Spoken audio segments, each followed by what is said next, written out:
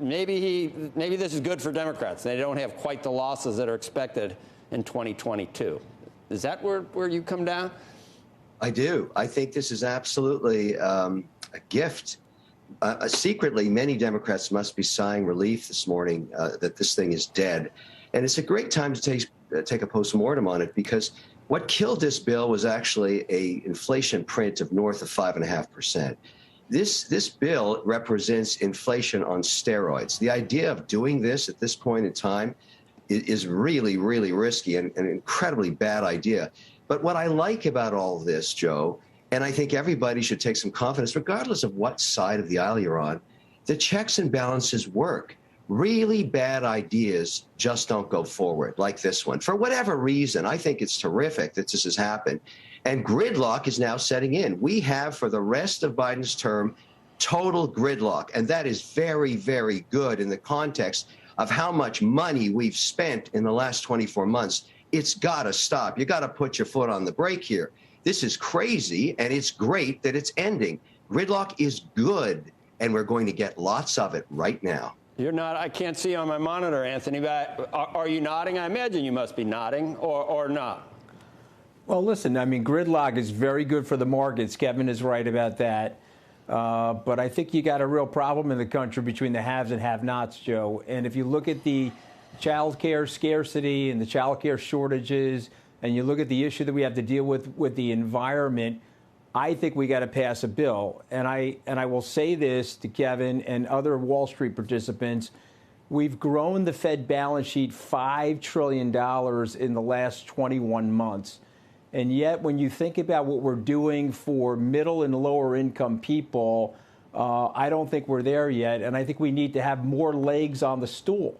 And so hopefully they'll get back to the legislative process and pass something that will help middle and lower income people. And listen, it's great for me. I don't have to pay extra taxes as a result of this. It's probably good for the markets. Kevin is probably also right about the gridlock being good for the markets. But I'm just talking about not left or right, but what's right or wrong for the country. We need to get things passed to help the middle and lower income people in our society. What about that, Kevin? What's right for the country and every participant in it, whether you're at the top of the economic echelon or the bottom, is a very strong, buoyant economy that's competitive globally. And the Biden proposals on how to pay for this is one of the reasons this bill died. Even the New York Times called it chaos. But the idea of taking the country from the middle of the G20 in terms of taxation, both for individuals and corporations, and putting it right to the top. In other words, people in New Jersey, New York, and I've said this countless times, Massachusetts and California would not only be the highest taxed people on earth, the companies that employed them would be the highest taxed on earth. That just is a recipe for disaster. That doesn't help anybody. And in the long term, destroys the economy. So I'm very happy that this thing is dead. And I think it's good for everybody. Now, look, I agree with Anthony. There's disparity, but there's always been disparity in a capitalist society. And if you don't like it, there's other options. And they're not places anybody wants to go to. So I'd argue, let's focus on individual mandates. If you want to do more housing or more educational issues, let's focus on those. And you'll probably get more bipartisan support. But these broad sweeping moves to socialism, that's just not America. And America has proven again, it's not going to happen. And we should all celebrate the checks and balances that went to work here and saved us. So, Anthony, would you think you would do a smaller bill, with more targeted? Would you do the whole $5 trillion and just throw all that at it at once? Joe, you need to address the child care situation going on in the country. You need to even out and right-size the K through 12 education process. I am not for equal outcomes. Kevin and I know each other well. I am also a capitalist. But we need to create a platform of equal opportunity for people. We don't get to pick our parents or the location of our birth or the zip code of our public schools. But one of the things we need from good, effective government is making the playing field fairer so when we get out of the starting block, at least we have a shot to compete.